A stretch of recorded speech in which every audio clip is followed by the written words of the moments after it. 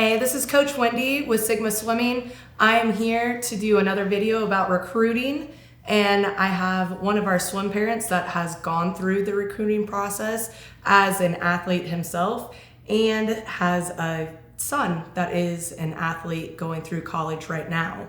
And then you're going to be having some girls go through this as well. So you know all the ins and outs and how it's going. Can you tell us a little bit about yourself? Sure. My name's Ed Nelson, and my son Reese is going into his senior year at Washington Lee University in Virginia. It's a top D3 swim program. He's had a lot of success there, and so we're from here in Fort Worth, and I'm happy to talk about the process. I'm also an attorney here in Fort Worth and have a law firm called Nelson Baumgardner, and now I'm doing the whole recruiting thing all over again with twin 16-year-olds. So probably the right person to talk to right now. Can you tell us, as a parent, how did the recruiting process go for you with Reese? I'll tell you, it's different than it was when I was a teenager. So, there's the internet, there's so many resources, there's so many ways to communicate. You're really in a situation where you have to develop a plan. And if you don't develop a plan, then your kid and you, by extension, can just go down a rabbit hole. And you're just chasing one thing after another, and you're having communications all over the place, and you're trying to figure out, what's the right balance when it comes to recruiting. So it does help to have a plan. We can talk about that if you want to, because there's definitely a way to go about it with swimming. Swimming is actually pretty good for recruiting. There's pretty much a way to do it, and as long as you know how to do it and you've sort of figured it out and planned it out, then you can get that balance. But with your kid, think about it. They're going to school. They've got their own practice and meet schedule, and then on top of that, you're going to layer on this recruiting. It can get out of control if you let it. And one way to let it get out of control is have nice, gregarious kids that just want to please everybody, and they get all these communications and they just start chasing every single one, even if it's at a school that they're not interested in. They have a hard time saying no, and they just want to communicate with everybody, and it can just overwhelm situations. So one thing you do as a parent is help your kid have a plan, and we can talk about that if you want. I definitely. What plan did you guys go through? The way that swimming makes this very easy is the very first thing you do is set up your kid's profile online on collegeswimming.com. It's actually SwimCloud, right?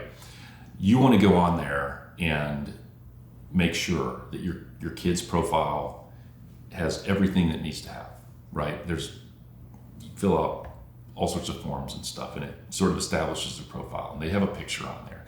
And of course you have your kid going through this process with you, but this is something a parent can do, is the very first step, maybe when you're a freshman, and you go on to collegeswimming.com, you make sure you have a profile there. Your times are automatically loaded to collegeswimming.com just from being in USA Swimming.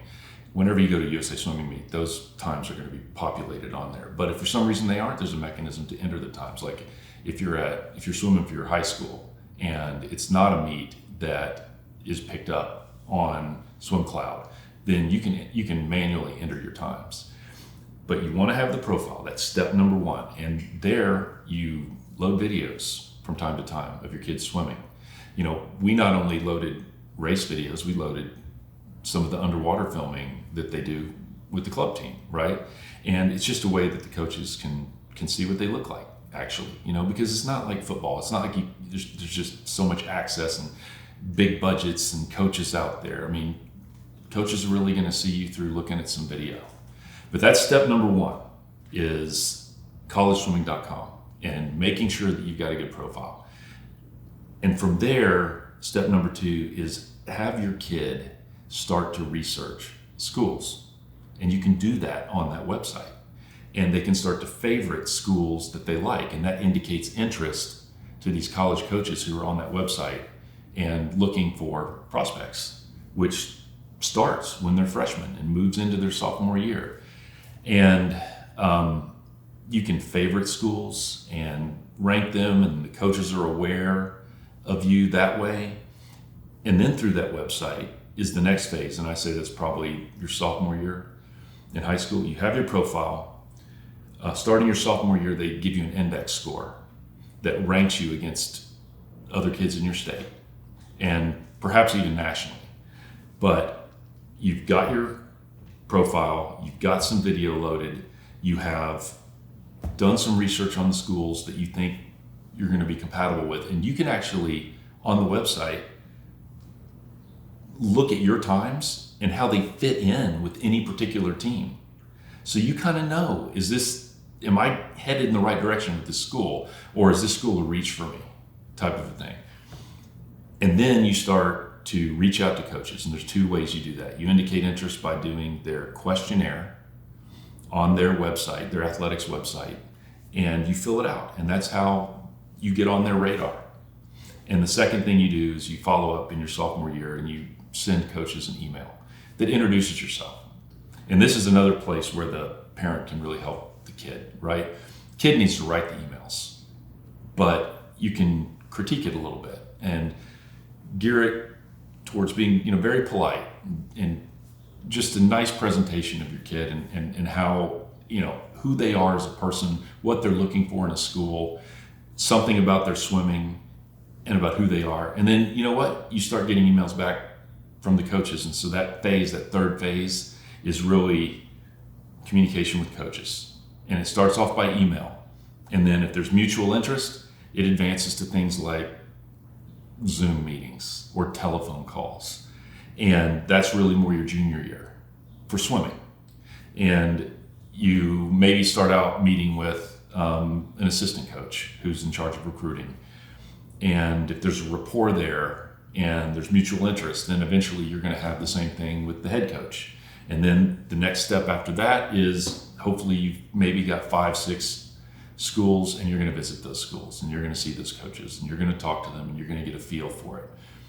But that's all part of having a plan. And plan is profile and researching the schools. If you don't research the schools, you're going to start getting emails from schools at various levels, some that you've never heard of in your life. And if you start responding to all those, and it's not impolite not to, because if you're not interested, they don't want to spend their time working on you if you're not going to be interested in them. It's a two-way street, and they don't want to be strung along just like you want to be strung along. So that's sort of the intro, is you just have a plan. In that email that you help your kid with, what do you suggest that they put in it? More than just about swimming. Okay, so that's where you can really help them, right? Because maybe they haven't really tried to pitch themselves that way before, and as an adult, maybe you have, right? Working adult, you've probably done things like this, trying to get business from somebody or whatever. So you're introducing yourself. Hi, I'm Reese Nelson. I am a sophomore at Fort Worth Country Day. I swim for, Metroplex Aquatics, or if you want, whatever you want to say, right? Sigma Performance Swimming. And I'm really interested in your program. And this is a little bit about myself. These are my interests. This is what I sort of see myself. This is how I see myself as a swimmer. This is what I've been very good at. These are a couple of my, top times, and my profile is available. And you throw the link in there. They know to go look on SwimCloud for you, but you throw a link in there to your profile, and they can just kind of go right there. And so it's unique to each person, each kid, but tell them a little bit about your interests and things like that. It's kind of and they read it, and they do react, and they do get back to you, and they do perhaps ask some more questions. And sometimes though, you send an email to a coach and it's a little bit of a reach school, right? They'll be very honest with you. They'll come back to you and they'll say, thank you for your interest. Really glad to hear from you. You just need to know these are the times that we recruit. And so this is where we would expect you to be if we're actually going to engage in recruiting you down the road, but please keep us posted, right? Now, if you're already there, it advances much more quickly. Oh, that makes sense. As a parent, because obviously you are part of that process of them going to college and helping them succeed, what are you looking for in a college? Let's start with this. Keeping your kids trained on the rails, okay?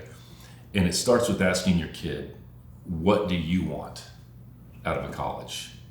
And as a parent, you may have some suggestions, prioritizing certain things. Maybe you hear what they want in a college and you think of something and say, have you thought about this?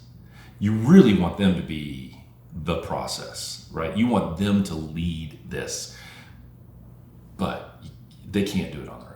Right. You need some of that support. So let's take Reese as an example. We had this conversation. What are you looking for in a school? Well, he knew he wanted to be in engineering. So schools with engineering programs were a big deal, right? But he also wanted a smaller school.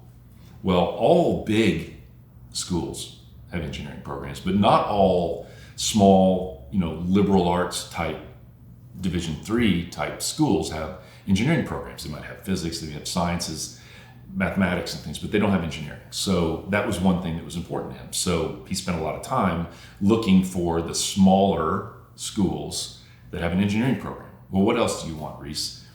Well, I'd really like, ideally, to have a really nice, cool looking campus. Okay? For me, I don't know that that's as big a deal, but for him, he kind of wanted that, right? Wanted a place that he was proud of, that really good looking campus, located in an area of the country that he wants to be in.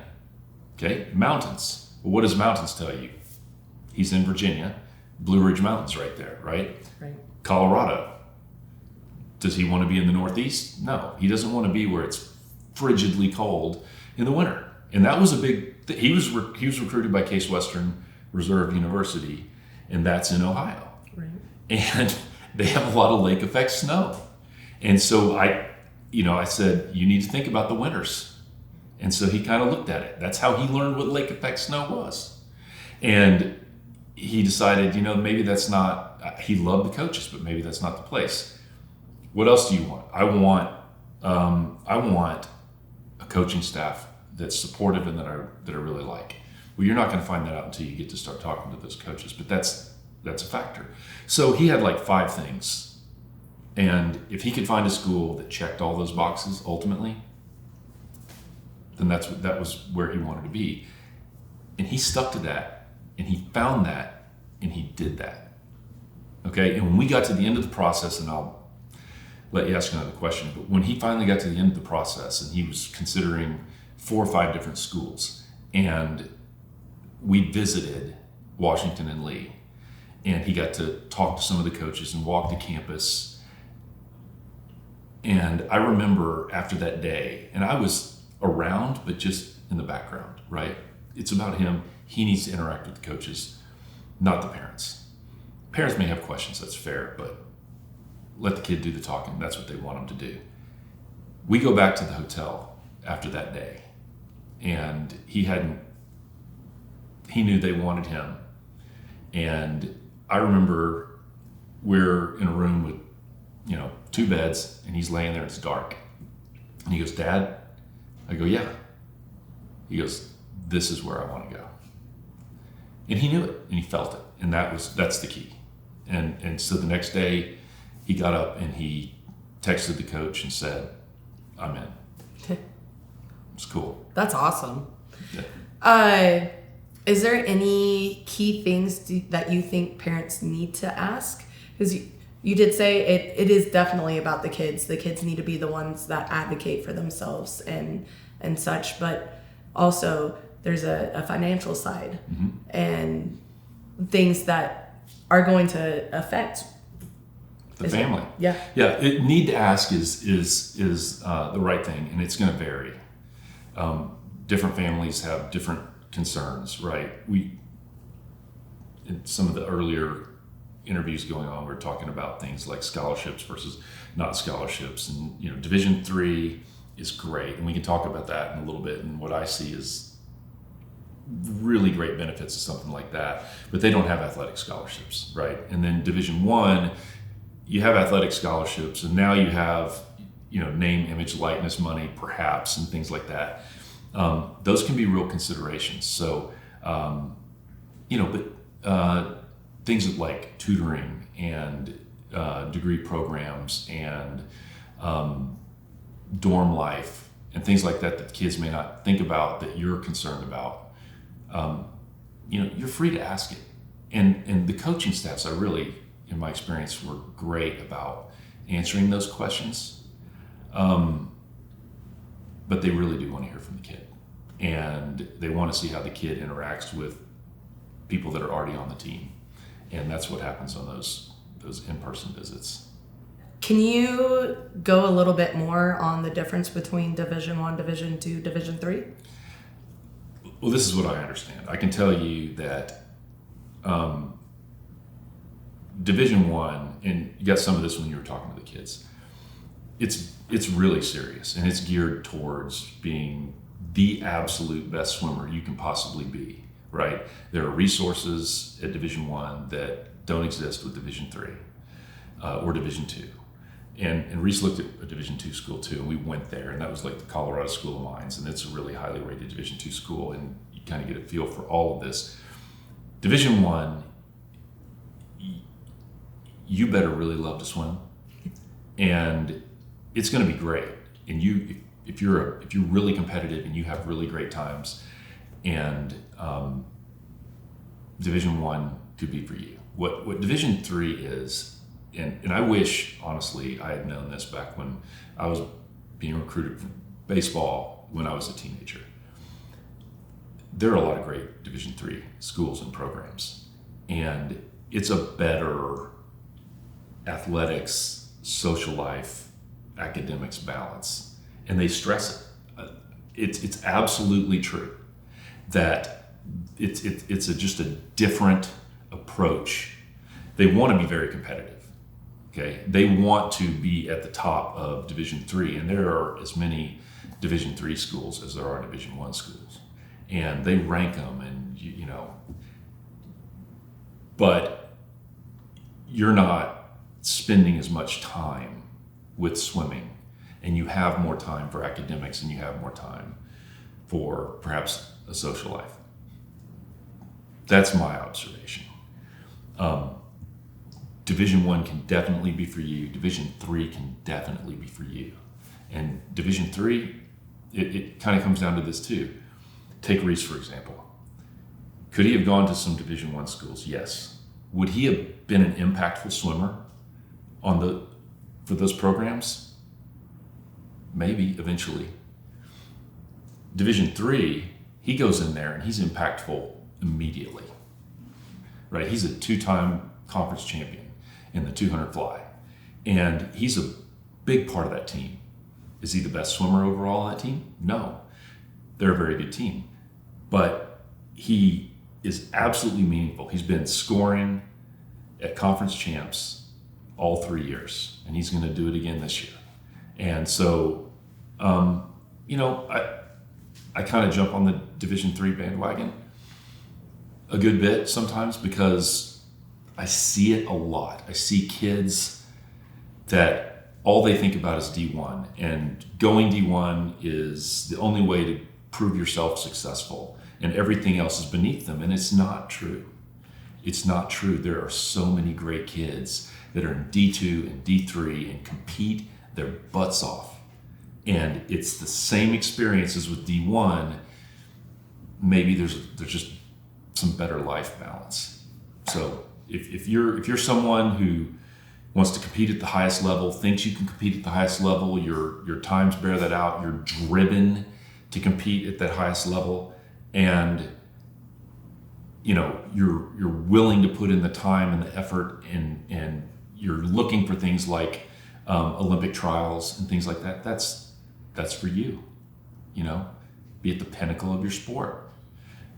If that's not you, there's a place for you if you're a competitive swimmer, and you can be a meaningful part. I mean, sometimes you're going to go into D1. I've talked to people that go swim in D1, And they were a small fish in a big pond.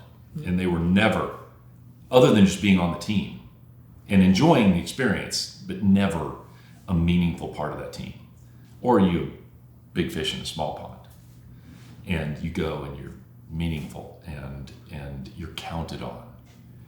And I mean, you want to talk about what that can do for your confidence as a teenager, young 20-something kid, is winning at your level and having that support and having that feeling.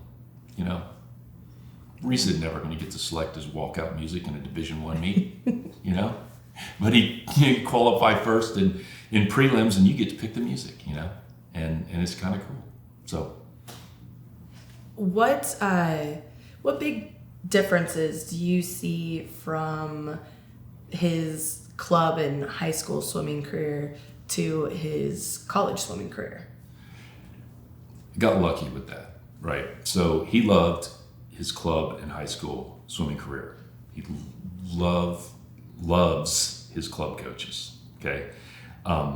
He loved his high school coach. And his high school team was small. And a lot of these high school teams are kind of small. And he loved it. But it's nothing like being on a college team.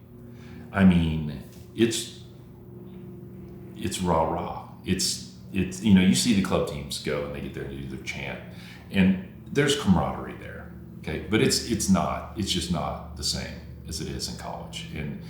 And you get there and hear these kids talk about it like it's a family, and it sure looks like it. You watch it, they're there, it's super supportive. Everybody's in it for each other. Teams are bigger. So you got a lot of support. You're going head to head a lot of times against other schools, as opposed to like in high school you do that. You do have sort of dual meets or quad meets or whatever in high school. But club meets, they're always bigger meets, right? And multiple clubs all there, and it's a little different. But it's a really, really fantastic, unique experience. And it's the same way at D1. Because I've taken the kids to see TCU meets as they were growing up and see how that goes, and get a flavor for it there too. There's a lot of camaraderie. It's really good. Very cool. Is there anything that you wish you would have known before going into this whole college recruiting process? Maybe not that I wish I would have known. There's a couple little nuanced things. I'll get there in a second. But I think I can anticipate what families might feel like they wish they knew. And that's what I tried to address early on. And that is, make a plan. I mean, I'm a planner. And by extension, my kids are planners. And so make a plan, because if you don't, like I said, it can get out of control. You can be talking to so many people. I mean, that's why you have a parent stay involved, because the kid is going to be off talking to all sorts of coaches or wanting to respond to all the emails, right? They're always on their phone, they're on the computer, whatever, and they get emails and they just want to respond to it. Well, take a more measured approach to it. You don't want your kids spending hours and hours and hours just responding to emails all the time to every school and every coach just because they're interested in them. Make a plan. That's what I would say. People are probably surprised at how chaotic it can get. And it's helped by having an idea of what you want to do. If I had one thing that surprised me a little bit, I knew this would be the case in big team sports like football, basketball, baseball. There's some pressure. These coaches, they want to build their recruiting class, and they want to lock it down. And they want to lock it down early. They want to lock it down, at the latest, the summer before the senior year in high school.